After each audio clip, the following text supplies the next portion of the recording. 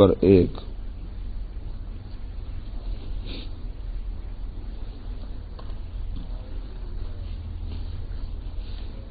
اعوذ باللہ من الشیطان الرجیم، بسم اللہ الرحمن الرحیم۔ الف لام میم۔ اللہ لا الہ الا هو الحی القیوم،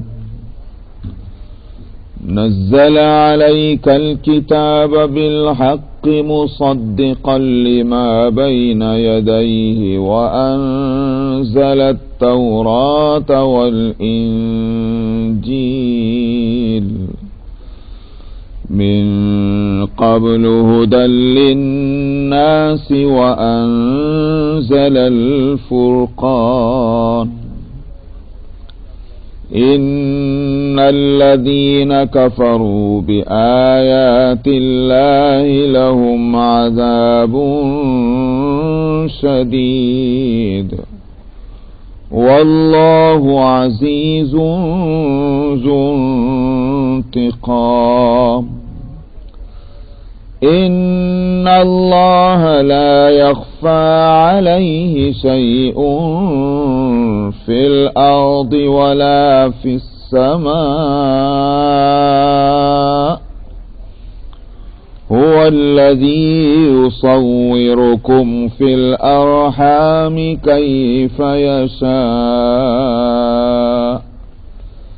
لا إله إلا هو العزيز الحكيم، هو الذي أنزل عليك الكتاب منه آيات محكمات هن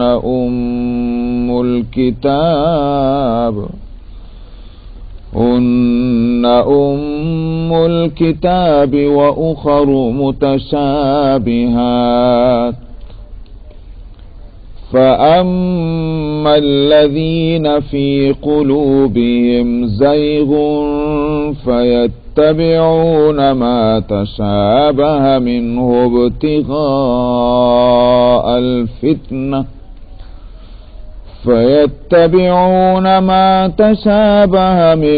ابتغاء الفتنة وابتغاء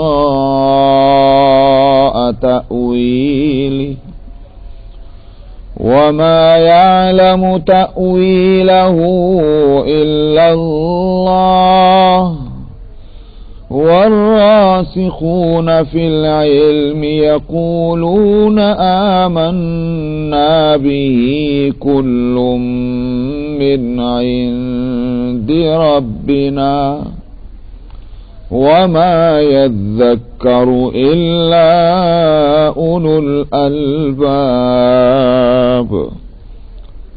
ربنا لا تزغ قلوبنا بعد إذ هديتنا وهب لنا من لدنك رحمة إنك أنت الوهاب، ربنا إنك جامع الناس ليوم لا ريب فيه، إن الله لا يخلف الميعاد، صدق اللہ العظیم۔ یہ سورت جس کا نام آل عمران ہے، اس صورت میں اس قالت امرأۃ عمران، اور اس سے پہلے ان اللہ اصطفى آدم ونوحا وآل ابراہیم وآل عمران علی العالمین، یہ اس میں یہ لفظ آیا ہے آیت نمبر 33 ہے، تو اس میں آل عمران کا لفظ ہے، اس سے اس سورت کا نام سورہ آل عمران ہوا۔ سورت مدنی ہے، مدینے میں پوری سورت اتری ہے، جس طرح سے سورہ بقرہ مدنی ہے، لیکن اس کا آخری جو حصہ ہے، آخری آیتیں آمن الرسول سے لے کر آگے تک، اس کے بارے میں یہ ہے کہ ہجرت سے کچھ مہینے پہلے اتری ہیں وہ آیتیں۔ اس کے معنی یہ ہوگا کہ وہ آمن الرسول سے آخر کی آیتیں وہ مدنی نہیں ہیں، سورہ بقرہ کی۔ اس کے بارے میں یہ ہے کہ وہ معراج کہ میں آپ نے فرمایا کہ معراج سے میں وہ آیتیں دی گئیں، اور یہ بھی ہے کہ وہ اس کے قرب و جوار میں تھوڑا پہلے یا بعد میں وہ آیتیں اتری ہیں، تو بہرحال مکہ مکرمہ میں رہتے ہوئے وہ آیتیں نازل ہوئیں، آمن الرسول جو پچھلی سورت کے آخری آیتیں ہیں۔ اور اس کے بارے میں نبی کریم صلی اللہ علیہ وسلم نے اس کی فضیلت میں یہ بھی فرمایا کہ یہ آیتیں مجھے اللہ سبحانہ و تعالیٰ کی خزانہ خاص سے دی گئیں جو عرش کے نیچے ہے، لہذا یہ اس کو یاد کرو اور اپنے عورتوں اور بچوں کو بھی یاد کرایا کرو۔ تو اس واسطے وہ سورہ بقرہ پوری مدنی ہے، مگر آخر کی آیتیں جو ہیں وہ مکی ہیں۔ لیکن اس صورت میں سورہ آل عمران میں اس میں یہ ہے کہ تمام آیتیں، اس کی تمام حصے مدنی ہیں، بعد ہجرت ان کا نزول ہوا ہے۔ ہاں ایک ساتھ نہیں اتری، بلکہ یہ کہ جو واقعات جو پیش آئے ہیں ان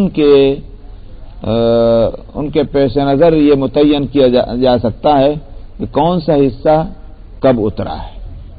مثلا شروع کا حصہ جو ہے وہاں سے لے کر اور چوتھے رکوع کے تقریباً 2 آیتوں تک جو ہے وہ اس میں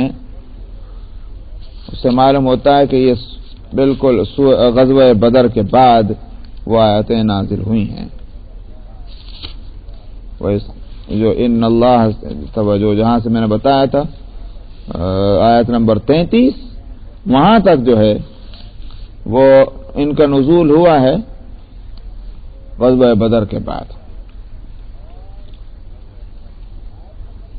اور آیت نمبر 34 سے ان اللہ اصطفى آدم و نوحا وہاں سے لے کر کے تقریباً 6 رکوع وہ ان کا نزول ہوا اس وقت سن 9 ہجری میں، جس وقت نجران کے عیسائی مدینہ منورہ میں آئے، اور وہ ان کا ایک طرح کا یوں کہیے کہ مذہبی وفد تھا، ڈیلیگیشن تھا۔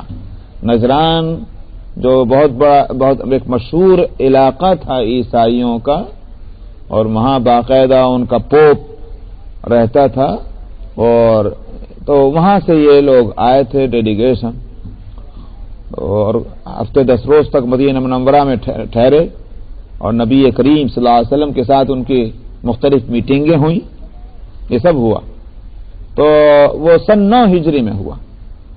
یہ حصہ اس سورت کا نمبر 34 آیت نمبر 34 سے آگے 6 رکوع پورے ہونے تک یہ حصہ اس وقت اترا ہے۔ تو لہذا وہاں اہل کتاب ہی کے معاملات جو ہیں اس میں زیر بحث آئے ہیں۔ اور 7ویں رکوع سے لے کر 12 رکوع تک تقریباً وہ معلوم ہوتا ہے کہ پہلا حصہ جو ہے اس سورت کا غزوہ بدر کے بعد جو اترا ہے وہ اسی کے ساتھ معلوم ہوتا ہے کہ مضمون کی انداز یکسانیت، تو لہذا وہ بھی اسی وقت اترا ہے۔ اور رکوع نمبر 13 سے لے کر اور سورت کے ختم ہونے تک وہ ہے غزوہ احد کے بعد، سن 3 ہجری میں غزوہ احد ہوا ہے، تو اس کے بعد وہ حصہ اس سورت کا اترا ہے۔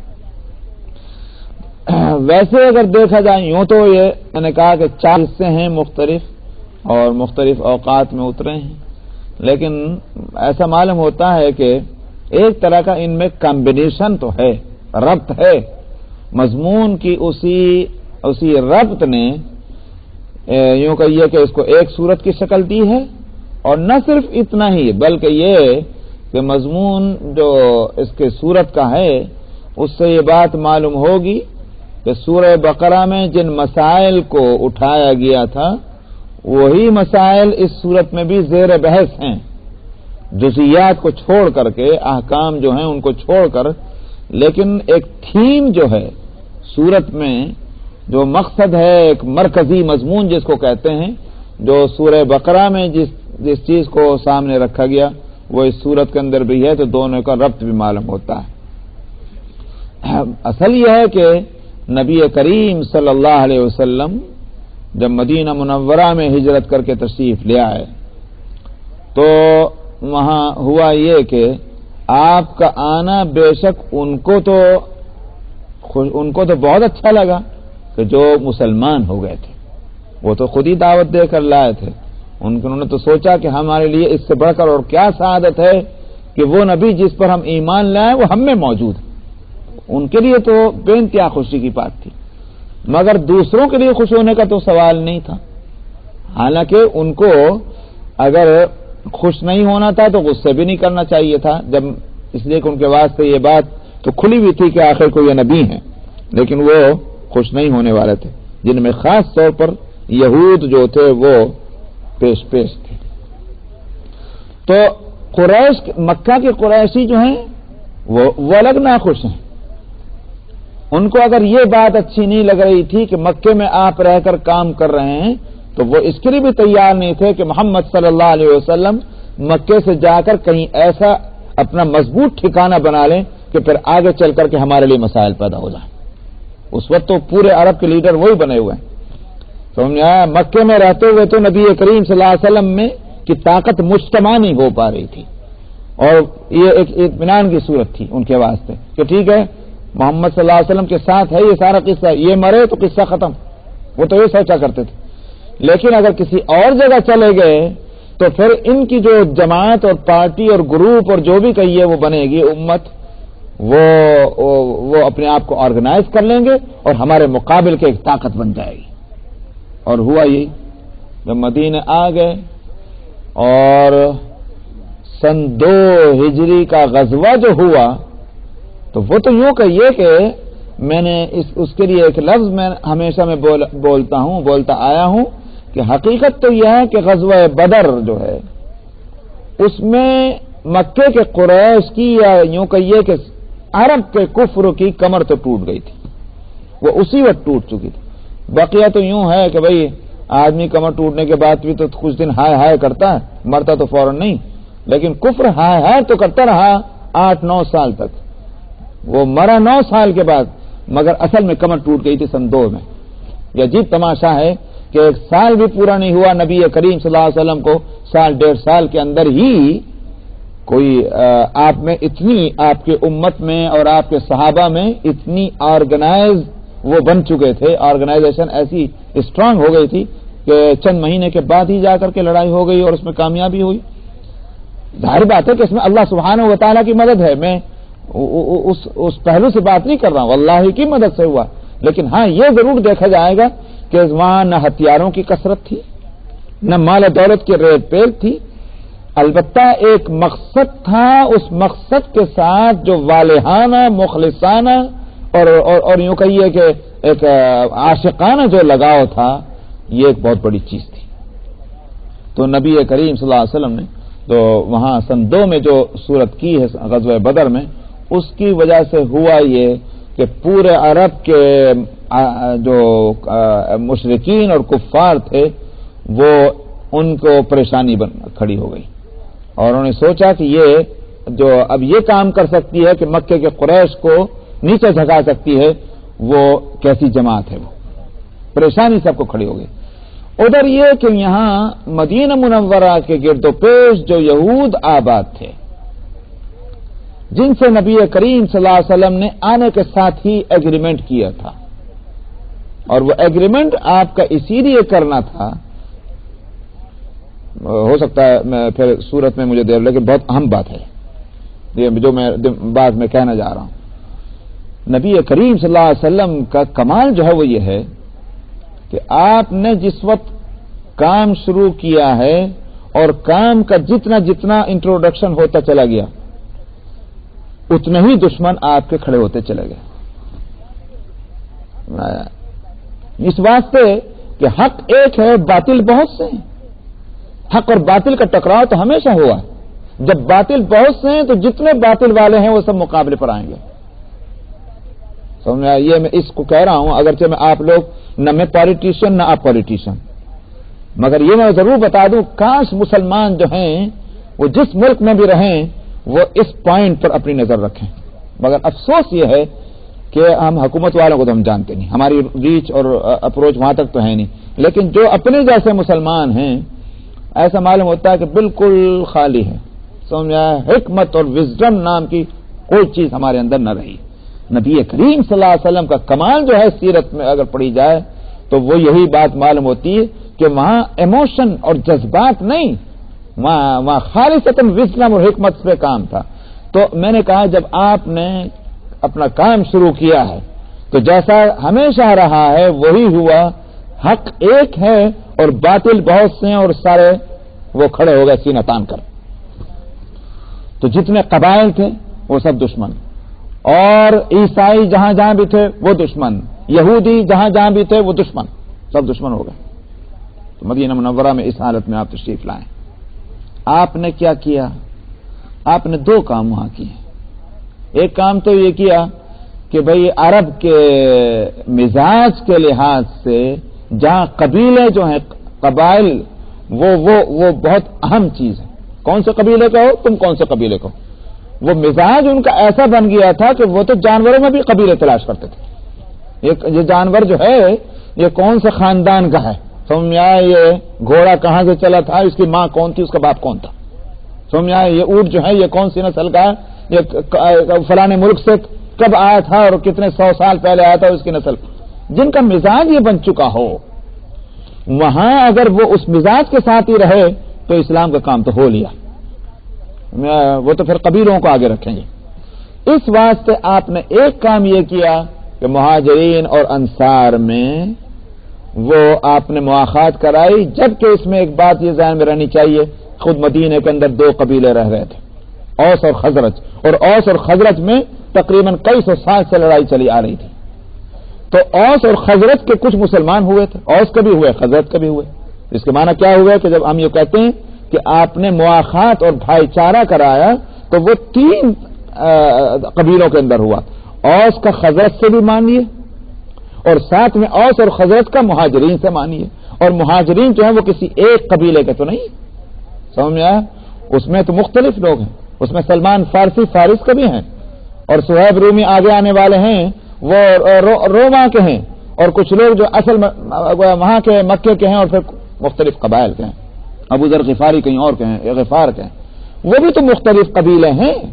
تو مہاجرین اور انصار میں مواخات کرانے کے معنی یہ ہیں کہ قبائل پسندی اور قبیلوں کے وہ جو ایک کانسیپٹ تھا آپ نے اس کو جڑ سے اکھاڑ کے پھینک دیا. معمولی بات نہیں سمجھنا. یہ ہم لوگ اس کو پڑھ کے چلے جاتے ہیں لیکن کبھی نہیں سوچتے ہمارا طرز عمل کیا ہوتا ہے. سمجھا؟ میں دیوبند کا ہوں، بس ہر موقع پر دیوبند دیوبند دیوبند. آپ حیدرآباد کے ہیں تو آپ پنجاب کے ہیں تو آپ جو ہے کراچی کے ہیں، آپ پشاور کے ہیں. ہر موقع پر ان سب چیزوں کی رعایت ہوتی ہے اور اس سے مسائل جو ہیں وہ بگڑتے بھی ہیں اور سنورتے بھی ہیں. یہ کھیل. اور جبکہ وہ زمانہ عرب کا وہ تو یہ تھا کہ نسلوں سے وہ ایک خیال چلا آ رہا تھا، تو آسان بات نہیں تھی. ایک تو آپ نے یہ کام کیا اور وہ بھی اتنا مضبوط کہ خالی یوں نہیں کہ زبان سے کہلوا دی ہاں جی ہم بھائی بھائی ہیں، بلکہ پریکٹیکلی عملاً انہوں نے ثابت کر کے دکھا دیا کہ بھائی چارگی اگر ہوتی تو ایسی ہوتی. اللہ سبحانہ و تعالیٰ تو عالم الغیب والشہادہ ہیں، ان سے تو کوئی چیز چھپی نہیں رہتی. جب اللہ نے اس بھائی چارگی کی تعریف کر دی تو اب اس سے زیادہ اور کیا ہو سکتا ہے. اللہ میں یہی تعریف فرما دے ہاں ان دونوں نے خوب بھائی چارگی کی اور خوب نبھایا ہے اس کو. تو ایک کام تو یہ کیا. دوسرا آپ نے یہ کیا وہ یہ کہ یہود جتنے بھی تھے وہاں 3 قبائل تھے. مدینے کے اندر بنو قینقاع اور مدینے کے باہر جو ہیں بالکل جو قریب آبادی سے باہر جو ان کی گڑھیاں تھیں ان میں ایک میں بنو نذیر اور دوسرے میں بنو قریظہ. یہ قبائل تھے اور بھی تھے. ان سے آپ نے یہ معاہدے کیے. تو صاحب ان سے معاہدے جو آپ نے کیے 9 بار پیکٹ کیے، یا یوں کہیے کہ ایک طرح کا بھائی تمہاری برائی ہماری برائی اور ہماری برائی تمہاری، نفع نقصان میں ہم ایک دوسرے کے ساتھ ہوں گے، اور جو تمہارا دشمن ہوگا وہ ہمارا دشمن، اور جو ہمارا دشمن ہوگا وہ تمہارا دشمن. سمجھ رہے ہیں آپ؟ یہ آپ نے کروایا. کیوں کیا؟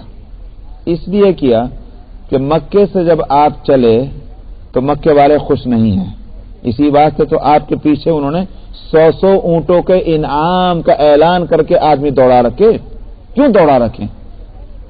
جانے تو جو جگہ ہے، لیکن نہیں، میں نے پہلے ہی بتا دیا کہ مکے والوں کو گھبراہٹ یہ ہے، یہ اگر کہیں زندہ چلے گئے ہیں تو جہاں بیٹھیں گے وہیں اپنا یہ منعم بکو دشت و بیاباں غریب نیز ہر جا کے رفتند و نشستن خیمہ زدن بارگاہ ساخت. منعم جو ہے وہ جنگل میں چلے جائے کہ پہاڑ میں چلا جائے. منعم کا مطلب نعمت، جو مہربانیاں کرنے والا. وہ کہیں بھی چلا جائے، کہیں بھی وہ اکیلا نہیں رہتا. وہ جہاں بیٹھے گا، جہاں اپنا خیمہ گاڑ دے گا، وہیں ایک بارگاہ بنا کے بیٹھ جائے گا. تو ظاہر بات ہے کہ نبی کریم صلی اللہ علیہ وسلم کی اس شان کو لوگ جانتے ہیں کہ آپ جہاں جائیں گے وہاں آپ کے ساتھ ایک پورا شہر آباد ہوگا. اس لیے آپ کو نہیں جانے دینا چاہتے تھے. تو آپ اس بات کو سمجھتے تھے. مکے والے چین سے بیٹھیں گے نہیں. اب سوال یہ ہے کہ چاروں طرف کو دشمنوں کو دعوت دے کر کے آ تو مجھ سے لڑ، آ تو مجھ سے لڑ، آ تو مجھ سے لڑ، کس سے لڑیں گے؟ اور وہ لڑائی کس طرح کامیاب ہوگی کہ ہر ایک کو جو ہے للکارا جائے گا، ہر ایک کو دشمن بنا کے رکھا جائے گا. کامیابی اور وزڈم اور حکمت کا تقاضا یہ ہے کہ جتنے دشمنوں کو کم سے کم کیا جا سکے اتنے ہی آپ کی جیت ہے. نہ یہ کہ نئے نئے کھڑے کر دو. آپ نے یہی کام کیا کہ آپ نے مکے والے جو یہ سوچتے تھے یہ جو مسلمان ہیں چند ہیں، ہوا میں اڑا دیں گے، اگرچہ اڑایا نہیں گیا ان سے، مگر سوچتے یہی تھے. اور یہ کہ ہم جو ہے میجارٹی میں ہیں، سارے عرب میں ہمارا ہی جھنڈا جو ہے اونچا ہے، یہ تھا ان کا خیال لیڈری کا. مدینہ منورہ میں آپ نے آ کر کے ان سے معاہدے کر کے مکے والوں کو بتا دیا کہ اس ہوا میں مت رہنا، کہ تمہارے ہی جو ہے جھنڈا اونچا ہے، تم اپنی فکر کرو، باقی کوئی قوم تمہارے ساتھ آنے والی نہیں. آپ نے ایگریمنٹ کر کے ان کو باندھ دیا کہ تم ان کے ساتھ مت چلے جانا. سمجھا ہی نہیں اس فلسفے کو سمجھا آپ نے. یہودیوں کو آپ نے باندھ دیا کہ ازرو معاہدہ یہ مکے والوں کو ساتھ نہیں دیں گے. اب آئے مکے والے لڑنے کو تو کسی نے ان کا ساتھ نہیں دیا. نتیجہ اس کا یہ ہوا کہ وہ پٹ کے چلے گئے. یہ میں صورت معاملہ جو ہے، صورت واقع میں اس پہ کہہ رہا ہوں. اللہ سبحانہ و تعالی کی جو نصرت ہے وہ تو بالکل ایک الگ بات ہے، اس سے تو انکار کا سوال ہی نہیں. مگر میں جو بحث کر رہا ہوں اس طرح سے نبی کریم صلی اللہ علیہ وسلم کی حکمتیں کیا تھیں، میں اس نقطۂ نظر سے بات کر رہا ہوں. مگر یہ بھی حقیقت ہے کہ نبی کریم صلی اللہ علیہ وسلم نے ان کو معاہدے میں باندھ تو دیا، مگر یہودی خوش تھوڑے ہی تھے. کہیں سے؟ نبی کریم صلی اللہ علیہ وسلم سے خوش نہیں تھے. کیوں؟ ایک تو اس وجہ سے کہ صاحب ان کو خیال یہ تھا کہ یہ وہ نبی کہ جس کا انتظار چلا آ رہا تھا وہ بھی ہم میں سے آئے گا. وہ تو اپنی پراپرٹی سمجھ رہے تھے نبوت کو، لیکن ہوا یہ کہ وہ نبی ان میں نہیں آیا. اور ان کی وہ بات جو ہے، ایک مثال میں دیتا ہوں، ایک سائیکالوجی بھی ہے.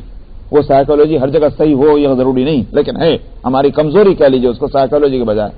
اگر میں کسی امید پر آپ سے کچھ وعدے کرتا رہوں، کسی امید کی بنیاد پر، جو مجھے اگر کرنا چاہیے کہ نہیں کرنا چاہیے وہ مسئلہ الگ ہے، لیکن اگر میں وہ وعدے جو میں کر رہا ہوں یا میں دھونس پٹیاں جو میں دے رہا ہوں اگر اس کے مطابق نہ ہو، سمجھ میں آیا، تو گردن جھکے گی نہیں جھکے گی، شرمندگی ہوگی کہ نہیں ہوگی. وہ حالت تھی یہودیوں کی. یہودی کہا کرتے تھے وہ نبی آنے والے ہیں، وہ جب آ جائیں گے ان کے جھنڈے کے نیچے جب ہم آئیں گے تم سب جو ہے تمہاری ریڑھ خاک میں مل جائے گی، اس وقت ہمارے جھنڈا سب سے اونچا ہوگا. تو وہ ڈینگے مارا کرتے تھے. اب ہوا یہ کہ وہ نبی ان میں آیا نہیں. وہ نبی منتظر جو ہے وہ تو خود انہی میں آیا جن کے خلاف وہ ڈینگے مارتے تھے. یہ تھا وہ ان کو ایک غصہ. اسی لیے قرآن شریف نے کہا حسدا من عند انفسہم، یہ ان کو حسد ہے، جلن ہے، جلسی ہے اس جلسی کی وجہ سے جو ہے نبی کریم صلی اللہ علیہ وسلم پر یہ ایمان نہیں لائے. وہ تو یہ خیال تھا کہ ہم میں ہوں گے تو پھر ٹھیک ہے، وہ تو ان میں آ گئے تو کیسے ایمان لائے؟ جیسے ابو جہل جو ایمان نہیں لایا، کیوں نہیں لایا؟ تو اللہ کی توفیق نہیں ہوئی، وہ تو ایک الگ مسئلہ ہے. لیکن جو کتابوں میں ہے وہ یہ کہ ابو جہل جو ہے وہ اس سے کسی نے پوچھا کیا واقعی تم یہ سمجھتے ہو کہ محمد جھوٹے ہیں صلی اللہ علیہ وسلم؟ انہوں نے کہا کہ نہیں، بالکل نہیں، وہ جھوٹا نہیں. کیا تم واقعی یہ سمجھتے ہو کہ جو بات وہ کہتا ہے بالکل غلط ہے؟ انہوں نے کہا نہیں، بالکل نہیں، صحیح بات ہے اس کی سب. جو قرآن وہ پیش کرتا ہے کیا تم سمجھتے ہو وہ اللہ کی کتاب نہیں؟ نہیں، ایسا نہیں. وہ واقعتاً وہ قرآن ایسا ہے اس کی کوئی مثال نہیں، وہ انسان کا کلام ہے ہی نہیں. ارے پھر تو تم بیوقوف، پھر تم ایمان کہاں کو نہیں لاتے؟ یہ سارا ہو گیا تو تم مسلمان کیوں نہیں ہو جاتے؟ اس نے کہا ہاں دیکھو یہ بات سنو، ہمارا ان کا جو ہے وہ ایک کئی سالوں سے یا کئی نسلوں سے ہمارا ان کا مقابلہ ہے. بنو ہاشم جب کوئی کام کرتے تو ہم کہتے کہ ہم بھی یہ کام کریں گے، ان کے مقابلے پر ایک کام ہم بھی لے لیا کرتے تھے. مثلا اگر وہ یہ کہتے کہ صاحب حاجیوں کو پانی پلائیں گے تو ہم کہتے ہیں کھانا ہم کھلائیں گے. اگر وہ کہتے تھے کہ صاحب لشکروں کی کیا نام ہے یہ ذمہ داری ہماری ہوگی تو ہم کہتے تھے کہ یہ ہماری ذمہ داری ہوگی. برابر کا مقابلہ چلا آ رہا تھا. ہماری گردن کبھی بھی ان کے سامنے نیچے نہیں جھکی. ہم نے قومی جتنے کام تھے اور وہ جو کعبۃ اللہ کے تعلق سے ہمارا ان کا پلہ برابر رہا ہے. اب ان میں سے ایک آدمی کہتا ہے کہ میں تو رسول ہو گیا، نبی ہو گیا، میرے پاس وہی آتی، ہم اس کے مقابلے میں کیا چیز لا سکتے ہیں؟ لہذا قسم خدا کہ میں تو ایمان نہیں لاؤں گا. یہ تھا، دیکھا آپ نے ابو جہل اس بات سے نہیں مسلمان ہوا تھا. یہی صورتحال جو ہے قرآن کے تصریح کے مطابق یہود کی ہے. حسدا من عند انفسہم، ان کو بھی حسد ہے کہ یہ نبی ہم میں کیوں نہیں آیا، اس بات سے ایمان نہیں لائے. حالانکہ قرآن شریف نے کہا کہ یعرفونہ کما یعرفون ابناءہم، یہ اس طرح سے پہچانتے ہیں اس نبی کو کہ یہی وہ نبی آخر الزماں ہے جس طرح کوئی شخص اپنے اولاد کو یا اپنے بیٹوں کو پہچانتا. تو اب مدینے میں آپ نے ان سے معاہدے تو کیے مگر وہ خوش تو نہیں. اسی واسطے وہ بھی اینگی بینگی چلنے کی کوشش کرتے تھے. اور وہ اندر سے وہ جب یہ ہوا کیا نام ہے غزوہ بدر ہوا تو ان کی بھی حالت یہ کہ صاحب جس کو یوں کہا کرتے ہیں ہمارے یہاں کے بدن میں خارش اٹھ جانا، واقعی ان کے بدن میں خارش اٹھ گئی. غزوہ بدر کی کامیابی نے ان کی حالت خراب کر دی. اس کے بعد پھر یہ واقعہ پیش آیا کہ بنو قینقاع جن کا پورا کنٹرول مدینے کی مارکیٹ پر اور بازار پر تھا اور ساری دکانیں انہی کی تھیں، وہاں بازار میں جب کوئی چیز بھی لینے کے لیے جائیے تو جس طرح آپ نے وہ کبھی سنا ہوگا کہ ایک زمانے میں یہاں کا دیوان اوینیو جو ہے وہ یہودیوں کا تھا. اب دیوان پہ کوئی جائے تو یہودی سے نمٹے. جیسے ایک زمانے میں یہ تھا، ٹھیک مدینے کے اندر یہ صورت تھی کہ بازار پر پورا کنٹرول بنو قینقاع کا تھا. وہاں پتہ نہیں ہل سکتا تھا ان کی مرضی کے بغیر. وہاں ایک مسلمان عورت کو سرے بازار ننگا کیا گیا، وہی غصے اور نفرت کی وجہ سے. ذرا سی کوئی بات ہوئی اور انہوں نے جو ہے بدماش سے لگا دیے اور انہوں نے یہ حرکت کی. ظاہر بات ہے کہ اس کو تو مسلمان گوارا نہیں کر سکتے تھے، یہ گوارا کرنے کی بات تھی بھی نہیں.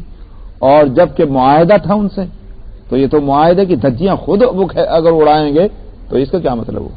چنانچہ یہ بہت سی باتیں چلی آ رہی تھیں، ہوتے ہوتے جب یہاں تک نوبت پہنچ گئی اور اگر اب ایکشن نہیں لیا گیا تو اس کے معنی یہ ہوگا کہ صحابہ پر ظلم ہے. کسی کی عزت اور وقار جو ہے وہ بڑی چیز ہے.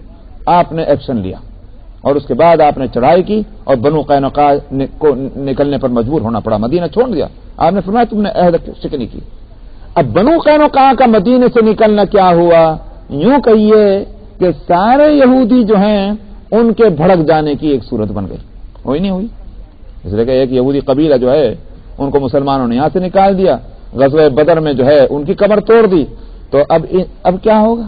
پہلے سے اچھا نہیں لگ رہے تھے تو اب تو خار لگ رہے ہیں. یہ ہے وہ پوزیشن.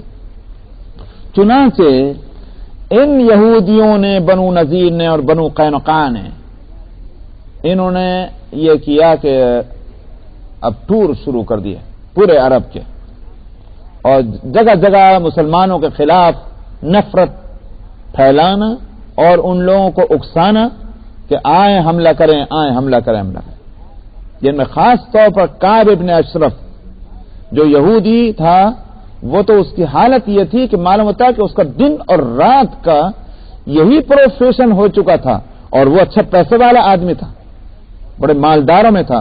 اس کا محل جس طرح آپ یوں سمجھیے اگر شہر کے اندر کسی کی بہت بڑی بڑی عمارتیں ہوں، کیا کہیں گے آپ اس کو؟ اس کا اثر و رسوخ اور انفلوئنس ہوتا ہے کہ نہیں ہوتا؟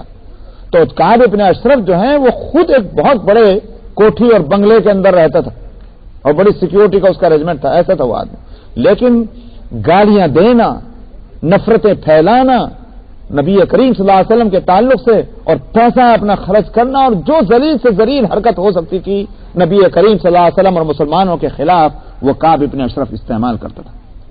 آخر نبی کریم صلی اللہ علیہ وسلم نے تنگ آ کر کے اس کے بعد فرمایا کوئی ہے جو میرے سینے کو ٹھنڈا کر دے کعب ابن اشرف کے تعلق سے، اس لیے کہ آپ جب یہ فرمائیں تو اس سے اندازہ کیا جا سکتا ہے کعب ابن اشرف نے کیا کیا کچھ نہ کیا ہوگا، کہ اس نے آپ کو کتنی تکلیف پہنچائی ہے۔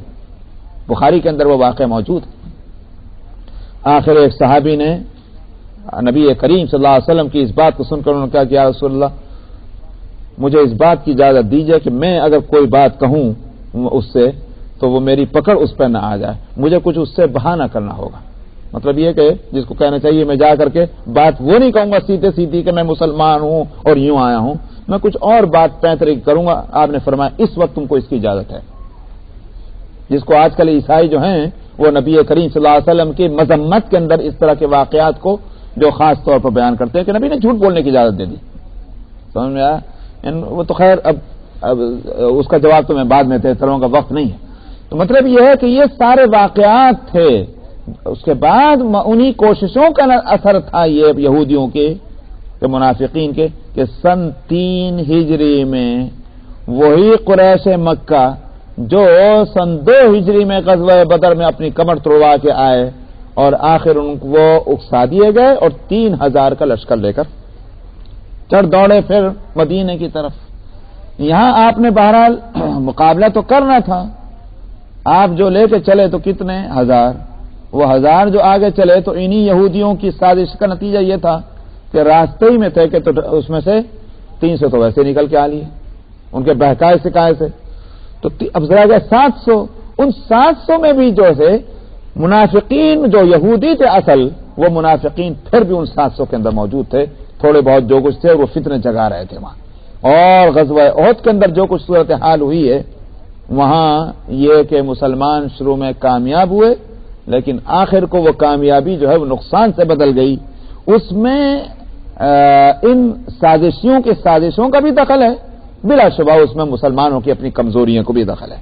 مسلمانوں سے جو کمزوری وہاں ہوئی بلا ارادہ ہوئی، بالارادہ نہیں، بلا ارادہ ہوئی، اور یوں کہیے کہ وہ مسلمانوں کو اس موقع پر جس طرح ہونا چاہیے تھا اللہ کے نظر میں، اور یہ اسلامی کام کے لیے جس طرح ہونا چاہیے تھا، اس لحاظ سے انہوں نے کمزوری ان میں تھی، تو اس کا نتیجہ ہوا کہ مسلمانوں کو جس طرح سے کامیابی مل چکی تھی وہ کامیابی پھر اس طرح نہ رہی۔ تو میں لفظ اس لیے بول رہا ہوں کہ بعض دفعہ لوگ بے احتیاطی سے ہارنے کا لفظ بول جاتے ہیں کہ مسلمان جو ہے وہ غزوہ احد میں پہلے جیتے پھر ہارے، اس لیے میں یہ لفظ کبھی نہیں استعمال کر رہا ہوں، ہارے بالکل نہیں، ہاں وہ کامیابی جو تھی وہ اس طرح نہ رہی جیسی شروع میں تھی، یہ ہے وجہ۔ ہاں نا، میں ویسے ہی نہیں کہہ رہا ہوں کہ آپ سمجھیں کہ عقیدت مندی بھی اپنی جگہ مسلم، لیکن میں اس لیے کہہ رہا ہوں کہ اگر وہ ہارنا ہوتا، اس بات کو یاد رکھیے گا، کیونکہ بہت سے لوگ بھانت کی بولیاں بولتے ہیں، اور سیرت کا جس طرح مطالعہ ہونا چاہیے اس طرح نہیں ہوتا، تو الفاظ جو ایسے بول جاتے ہیں۔ تو میں نے کئی دفعہ سنا ہے لوگ کہہ دیتے ہیں ہارنا، میں سے کہتا ہوں ہارنا نہیں، اگر ہارنا ہوتا تو غزوہ احد سے جاتے وقت جو ہے وہ آگے جانے کے بعد ان مکے کے ان قریشیوں میں یہ کھچڑی نہ پکتی کہ صاحب ارے بھائی یہ کیا ہوا، ہم بھاگ کے کیوں آ گئے، واپس چلو، تاکہ جنگ کو آخر انجام تک پہنچانا چاہیے، ہم یہ بیچ میں چھوڑ کر کیوں بھاگ کے آ گئے۔ یہ بات ہوئی اور آخر اس کے لیے روکے باقاعدہ، لیکن ہمت نہیں ہوئی واپس ہونے کی، ہمت نہیں ہوئی واپس. یہ واقعہ موجود ہے، سیرت کی کتابوں میں پڑھ لیجئے، حدیثوں میں پڑھ لیجئے، تفسیروں میں پڑھ لیجئے. تو اگر وہ جیتے ہوئے ہوتے تو یہ کیوں بات ہوتی؟ اس لیے میں نے کہا ہار اور جیت کسی کی نہیں ہوئی تھی. ہاں، مسلمانوں کی جو جیت پہلے ہوئی تھی وہ جیت ویسی باقی نہ رہی، اس میں ان کی اپنی کمزوری کا دخل تھا. جب وہ بات آئے گی، وہ آیتیں آئیں گی تو میں انشاءاللہ بتاؤں گا. تو یہاں اب اس صورت میں گفتگو کیا ہے، میں اس کو 1-2 منٹ میں ختم کر دوں.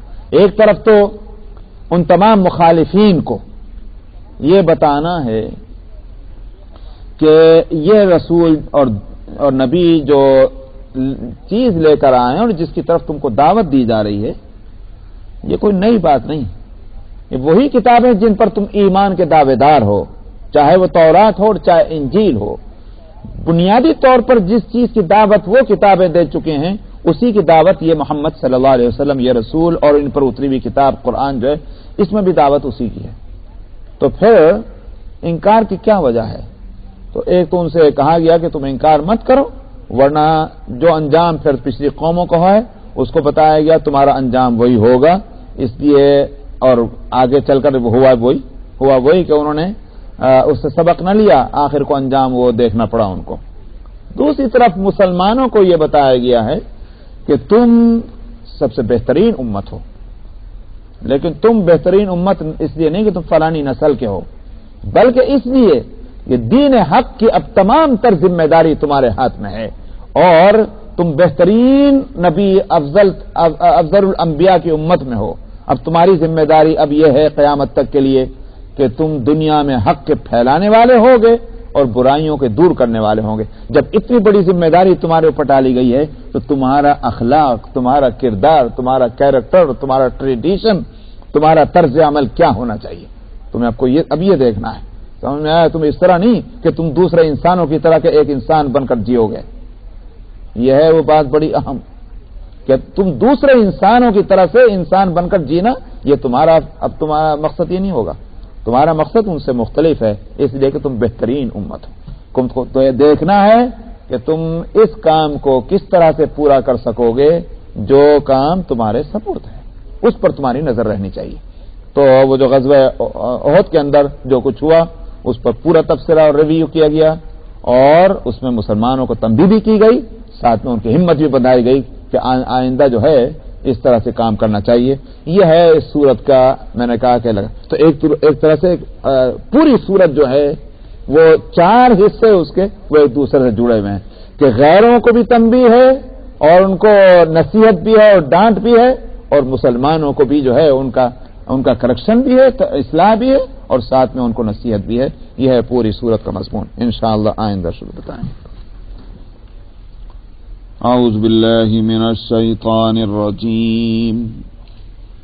بسم اللہ الرحمن الرحیم. الف لام میم. اللہ لا الہ الا هو الحی القیوم. نزل عليك الكتاب بالحق مصدقا لما بين يديه وأنزل التوراة والإنجيل من قبل هدى للناس وأنزل الفرقان. إن الذين كفروا بآيات الله لهم عذاب شديد والله عزيز ذو انتقام. إن الله لا يخفى عليه شيء في الأرض ولا في السماء. هو الذي يصوركم في الأرحام كيف يشاء لا إله إلا هو العزيز الحكيم هو الذي أنزل عليك الكتاب منه آيات محكمات هن أم الكتاب وأخر متشابهات فأما الذين في قلوبهم زيغ فيتبعون ما تشابه منه ابتغاء الفتنة وابتغاء تأويله وما يعلم تأويله إلا الله والراسخون في العلم يقولون آمنا به كل من عند ربنا وما يذكر إلا أولو الألباب ربنا لا تزغ قلوبنا بعد إذ هديتنا وهب لنا من لدنك رحمة إنك أنت الوهاب ربنا إنك جامع الناس ليوم لا ريب فيه إن الله لا يخلف الميعاد صدق اللہ العظیم۔ تو اس سورت کا نزول کب اور کن حالات میں ہوا اور اس سورت میں مضامین جو آئے ان کا خلاصہ کیا ہے ان کو میں پچھلے ہفتے بتلا چکا ہوں، بس سورت ہی شروع کرنی باقی تھی، سو وہ انشاءاللہ آج کرتے ہیں۔ الف لام میم حروف مقطعات میں ہیں اللہ لا الہ الا هو الحی القیوم، اللہ اس کے سوا کوئی معبود نہیں، وہی حی اور قیوم ہے۔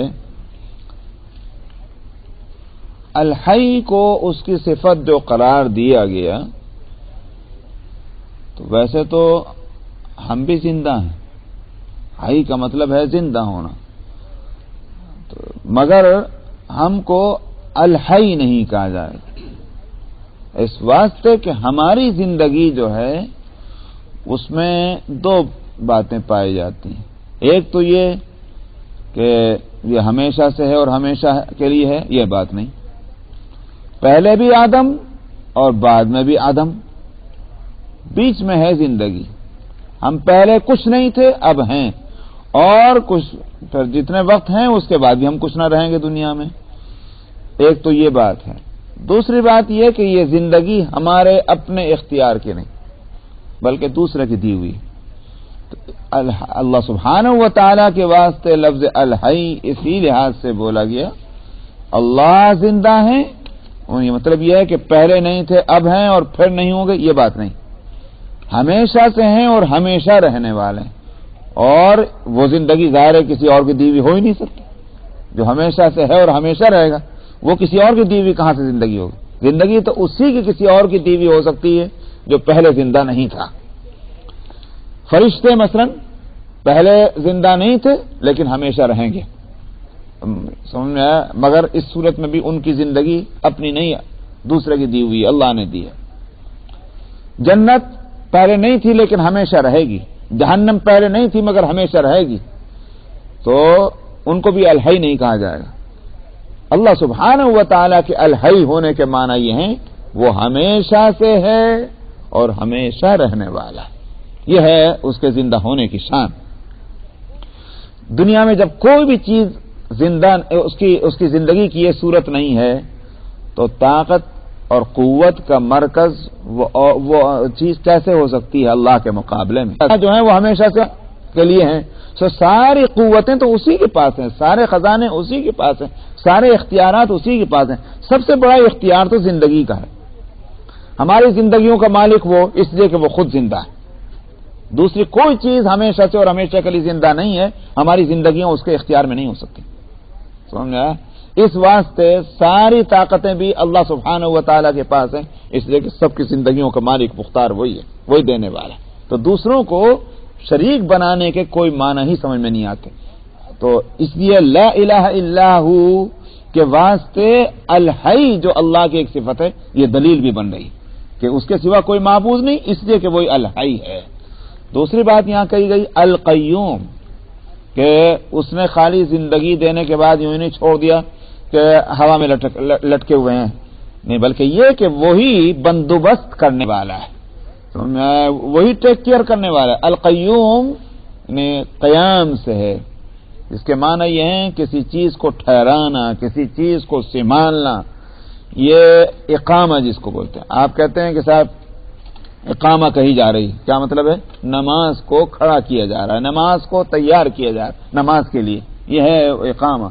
تو القیوم ہوگا سپر فارم اس ذات کا کہ جو ٹھہرانے والی ہے، ذمہ دار ہے، سنبھالنے والی ہے، اس کے واسطے سپر فارم ہے القیوم.